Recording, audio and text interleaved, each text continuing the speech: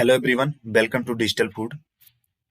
Bihar state power holding company limited की तरफ से एक बहुत ही अच्छी अपॉर्चुनिटी डिप्लोमा स्टूडेंट्स के लिए निकाली गई है। इन्होंने जूनियर इलेक्ट्रिकल इंजीनियर की पोस्ट के लिए 40 वैकेंसीज के लिए कंप्लीट नोटिफिकेशन आज वेबसाइट पर, अपनी ऑफिशियल वेबसाइट पर इन्होंने अपलोड कर दिया है। देखिए, Bihar state power holding company limited invites online application from eligible candidate for appointment on the post of junior electrical engineer, जिसे हम शॉर्ट में जीटीओ बोलते हैं। ठीक है, for its subsidiary company namely Bihar state power transmission company limited for its head offices and field offices. मतलब कि Bihar state power holding company limited की तरफ से इस रिक्रूटमेंट के थ्रू जब आपका सिलेक्शन होगा तो आपको BSPTCL में, इसके हेड ऑफिस में, अदरवाइज इसके फील्ड ऑफिसेज में आपको पोस्टिंग दी जाएगी। कैटेगरी वाइज वैकेंसीज की बात करें तो टोटल मिला के 40 पोस्ट हैं, और इनमें से यूआर में, अगर जनरल में देखा जाए, अनरिजर्व कैटेगरी के लिए कोई भी पोस्ट नहीं है, और ईडब्ल्यूएस में जनरल में 3 और वुमेन्स के लिए 1 है। SC में जनरल में 8 पोस्ट हैं और वुमेन के लिए 4 पोस्ट हैं। ST में जनरल के लिए 2 पोस्ट, वुमेन के लिए कोई भी पोस्ट ST कैटेगरी में नहीं रखी गई है। EBC में जनरल के लिए 8 पोस्ट हैं और वुमेन कैटेगरी में 4 पोस्ट हैं। BC में जनरल के लिए 6 और वुमेन के लिए 4 पोस्ट हैं। ठीक है, उसके बाद बात कर लेते हैं क्वालिफिकेशन एंड एलिजिबिलिटी की। क्वालिफिकेशन में आपके पास full time 3 year diploma in electrical engineering from a recognized institute या college duly recognized by state government या central government approved by AICT। मतलब आपके पास AICT द्वारा अप्रूव, चाहे स्टेट गवर्नमेंट या फिर सेंट्रल गवर्नमेंट के द्वारा रिकॉग्नाइज्ड इंस्टीट्यूट से आपके पास डिप्लोमा इलेक्ट्रिकल इंजीनियरिंग में होना चाहिए 3 साल के लिए। नोट है कि the appearing candidates are not eligible to apply. यहाँ पे जितने भी डिप्लोमा के फाइनल ईयर स्टूडेंट्स होंगे या फिर सेकेंड ईयर या फाइनल ईयर के स्टूडेंट्स होंगे जो अभी अपेयरिंग में होंगे, जिनका या तो एग्जाम हो चुका होगा, रिजल्ट नहीं आया होगा, या फिर एग्जाम नहीं हुआ होगा, वो यहाँ पे अप्लाई नहीं कर सकते हैं। The applicant must possesses the requisite qualification on the date of submission of application. कहने का मतलब है, जो एप्लीकेशन सबमिट करने का लास्ट डेट है, उस डेट तक आपके पास में क्वालिफिकेशन कंपलसरी हो जानी चाहिए। इसलिए यहाँ पे अपेयरिंग कैंडिडेट्स इसको अप्लाई नहीं कर सकते हैं। प्रोबेशन पीरियड की बात कर लेते हैं। प्रोबेशन पीरियड इस पोस्ट के लिए 3 साल के लिए रखी गई है। ठीक है, हर एक वैकेंसीज में, चाहे किसी भी डिपार्टमेंट में हो, अगर आप उसमें सिलेक्शन लेते हैं तो उसमें एक प्रोबेशन पीरियड रखा जाता है। ठीक है, फाइनल एब्जॉर्प्शन के लिए। तो यहाँ पे जो GTO की पोस्ट है, इस पोस्ट के लिए आपको 3 साल का प्रोबेशन पीरियड रखा गया है। वहीं PSPSCL में जो आपका टेक्नीशियन वाली पोस्ट है, ठीक है, ITI वालों के लिए, उनके लिए प्रोबेशन पीरियड 2 साल के लिए रखा गया है। अगला है रिम्यूनरेशन। रिम्यूनरेशन में आपका क्या है कि इसमें सैलरी आता है कंसोलिडेटेड पे ड्यूरिंग 1 ईयर प्रोबेशन पीरियड। इसमें आपका ट्रेनिंग पीरियड 1 साल का होगा, और 1 साल के ट्रेनिंग पीरियड में आपको कंसोलिडेटेड मंथली पे जो आपका है वो 25,900 रुपये आपको मंथली मिलेगा। ठीक है, ये फिक्स्ड अमाउंट होता है, इसमें कोई भी चेंज नहीं होता है। ठीक है, कोई भी एक्स्ट्रा आपको अलाउंसेस वगैरह नहीं मिलते हैं। लेकिन हाँ, जब आपकी ट्रेनिंग कंप्लीट हो जाती है, ठीक है, तो after completion of 1 year of probation period, तो आप लेवल 8 में प्रमोट कर दिए जाते हैं। प्रमोट मतलब आपको रेगुलराइज कर दिया जाता है। लेवल 8 में एज अ परमानेंट एम्प्लॉय आपको ट्रीट किया जाता है, और उस पोजीशन में आपको 7th PRC के अकॉर्डिंग आपको सैलरी मिलती है, और साथ साथ में अदर अलाउंसेस जो होते हैं BSPSCL के, ठीक है, वो भी आपको दिए जाते हैं। After completion of 1 year of probation period from the date of appointment on consolidated pay, regular pay as per level 8 of 7th PRC, ठीक है, pay revised commission will be admissible subject to their conduct and performance remaining satisfactory and their achieving the minimum performance targets या indicators decided and evaluated by the competent authority during the probation period। वही है जो मैंने आपको बताया कि 1 साल की ट्रेनिंग होगी। ट्रेनिंग के दौरान उसके बाद आपका एक एग्जाम होता है। ठीक है, एग्जाम के बाद एब्जॉर्ब किए जाएंगे आप। एब्जॉर्ब करने के बाद में आपको रेगुलराइज किया जाएगा, और रेगुलर होने के बाद में आपको लेवल 8 में, ठीक है, लेवल 8 की सैलरी आपको मिलने लगेगी। नेक्स्ट है आपका एज। एज की बात करें तो आपका मिनिमम जो एज है वो आपका 18 साल है सभी के लिए, चाहे UR हो, SC ST EBC BC और फीमेल, सबके लिए। ठीक है, और मैक्सिमम एज UR के लिए 37 साल, और SC और ST के लिए 42, EBC और BC के लिए 40, और फीमेल कैटेगरी के लिए भी अपर एज लिमिट 40 ईयर ही है। ठीक है। दिव्यांग कैटेगरी के जितने बच्चे हैं उनको 10 साल का एडिशनल रिलैक्सेशन दिया जाएगा मैक्सिमम एज लिमिट में। बाकी सेकंड है कि अगर आप लैंड लूजर्स हैं या लैंड डिस्प्लेस्ड हैं पर्सन हैं due to the land acquisition by अस्टवाइल, Bihar state electricity board shall get relaxation in maximum age limit by 5 years additionally. ठीक है। अगर बिहार स्टेट इलेक्ट्रिसिटी बोर्ड के द्वारा लैंड एक्विजिशन के दौरान आपको डिस्प्लेस किया गया है, ठीक है, तो आपको 5 साल का मैक्सिमम अपर एज लिमिट में रिलैक्सेशन दिया जाएगा। लेकिन हाँ, for claiming relaxation in the category of land losers या लैंड डिस्प्लेस्ड पर्सन्स, ठीक है, the candidates will have to produce certificate from concern district magistrate of the following effect to avail the benefit. मतलब अगर आपको 5 साल का relaxation लेना है इस बिहाफ पे, तो आपको उस डिस्ट्रिक्ट के मजिस्ट्रेट से एक सर्टिफिकेट प्रोड्यूस करवाना पड़ेगा। ठीक है। और उसमें क्या मेंशन करवाना पड़ेगा कि दैट ही या she is a land displaced person due to land acquisition by the अस्टवाइल बिहार स्टेट इलेक्ट्रिसिटी बोर्ड। मतलब आपको डिस्प्लेस्ड किया गया है, डिस्प्लेस्ड पर्सन है आप, ठीक है, लैंड एक्विजिशन के दौरान। दैट हिज और हर 1 एकड़ और more land has been acquired for the construction of power plant और any other infrastructure of the board. मतलब बोर्ड मतलब बिहार स्टेट इलेक्ट्रिसिटी बोर्ड के द्वारा चाहे पावर प्लांट बनाने में या फिर कोई अलग इंफ्रास्ट्रक्चर बनाने के दौरान, ठीक है, 1 एकड़ या उससे ज्यादा की जमीन एक्वायर की गई है। ठीक है। थर्ड है that no one from his family has benefited in preferential treatment earlier in employment on the basis of land displaced person. ठीक है।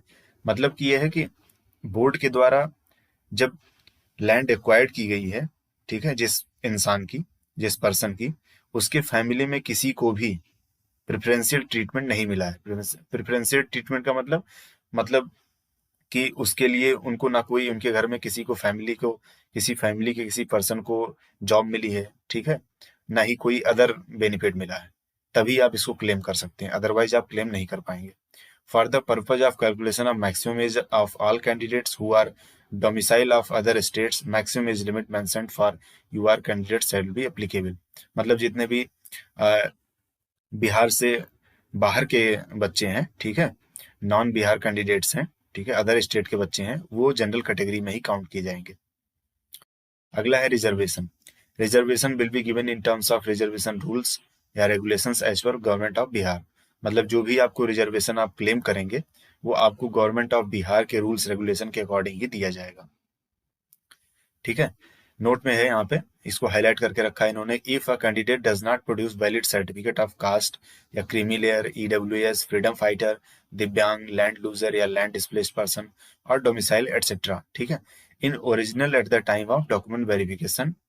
मतलब अगर आप जब आपका सीबीटी हो जाएगा उसके बाद अगर आप सेलेक्ट होके डॉक्यूमेंट वेरिफिकेशन में जाते हैं तो आपके पास जो आपने रिजर्वेशन क्लेम किया है उसका एक वैलिड सर्टिफिकेट आपका उस टाइम पे होना चाहिए।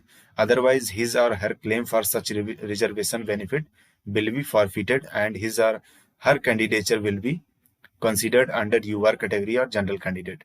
तो आपको वहां से जनरल कैंडिडेट जो है कंसिडर कर लिया जाएगा। नेक्स्ट है एप्लीकेशन फीस। एप्लीकेशन फी की बात करें तो अनरिजर्व कैटेगरी हुआ या ईबीसी हुआ या फिर बीसी हुआ, ठीक है, इन तीनों के लिए आपका 1500 रुपए। बाकी शेड्यूल्ड कास्ट, शेड्यूल्ड ट्राइब, ठीक है, domicile of Bihar only, for दिव्यांग एप्लीकेंट्स एंड फीमेल एप्लीकेंट्स, इन सब के लिए 375 रुपए एप्लीकेशन फीस है। फीस आपका ऑनलाइन मोड में जमा होगा। ठीक है। मोड ऑफ सिलेक्शन की बात करें, CBT will be conducted for the candidates who submitted online application in terms of advertisement। ठीक है। मोड ऑफ सिलेक्शन, आपका जो सिलेक्शन होगा, ठीक है, उसका तरीका क्या होगा, उसके लिए आपको CBT देना पड़ेगा। CBT एक से अधिक बैचेज में करवाया जा सकता है, एक से अधिक शिफ्ट में हो सकता है, ठीक है, एक से अधिक दिन हो सकता है। जितने नंबर ऑफ कैंडिडेट्स होंगे उस हिसाब से CBT को जो है डिजाइन किया जाएगा। ठीक है। एक दिन के लिए या 2 दिन के लिए, एक शिफ्ट के लिए या 2 शिफ्ट के लिए, और जितने नंबर ऑफ शिफ्ट होंगे उसी हिसाब से उनमें नॉर्मलाइजेशन का भी फंडा अपनाया जाएगा। ठीक है। नेक्स्ट है candidates will be shortlisted in the ratio of 1:1। इसका मतलब है कि जब आप CBT दे देंगे, CBT देने के बाद जितने नंबर ऑफ पोस्ट होंगे उतने ही पोस्ट के लिए, ठीक है, डॉक्यूमेंट वेरिफिकेशन के लिए कैंडिडेट्स को शॉर्टलिस्ट किया जाएगा। ये नहीं है कि डॉक्यूमेंट वेरिफिकेशन के लिए पोस्ट जितनी है उससे 2 गुना या 3 गुना या 1.5 गुना बच्चे शॉर्टलिस्ट किए जाएंगे, ऐसा नहीं है। जितनी पोस्ट रहेगी, ठीक है, जितने पोस्ट मतलब 40 पोस्ट है तो 40 पोस्ट के लिए ही 40 स्टूडेंट्स को ही शॉर्टलिस्ट किया जाएगा डॉक्यूमेंट वेरिफिकेशन के लिए।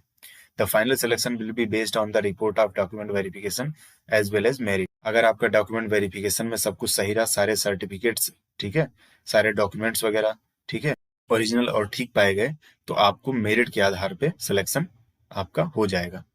A mock demo computer based test with few questions only will be available on company website, ठीक है, that is www.bsphcl.co.in for candidates for practice and for getting familiar before the test।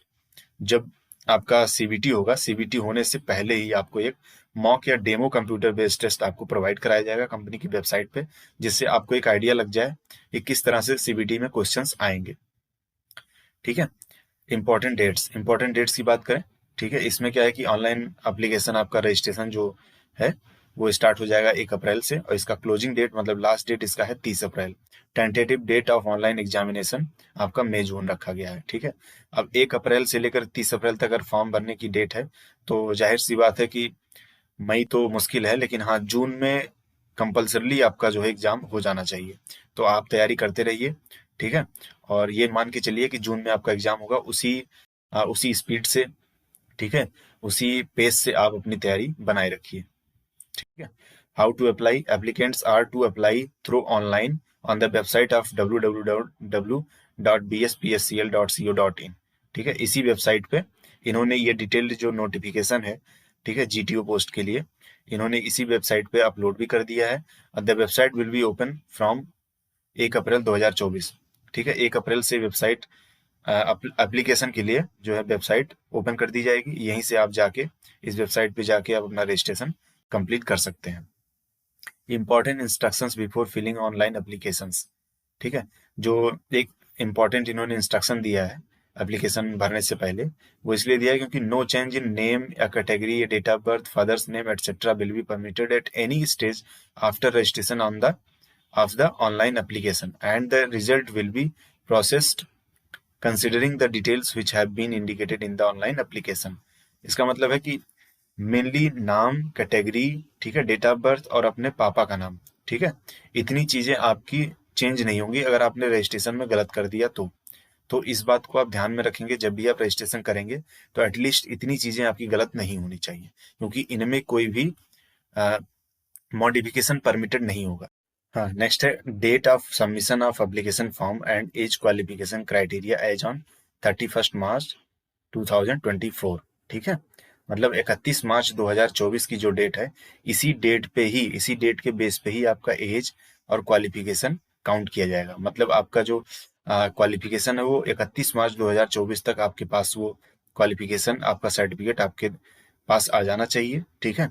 और as calculation आपका minimum age हो या फिर maximum age हो, वो आपका 31 मार्च ही आपका जो है बेस डेट होगा, यहीं से कैलकुलेट किया जाएगा।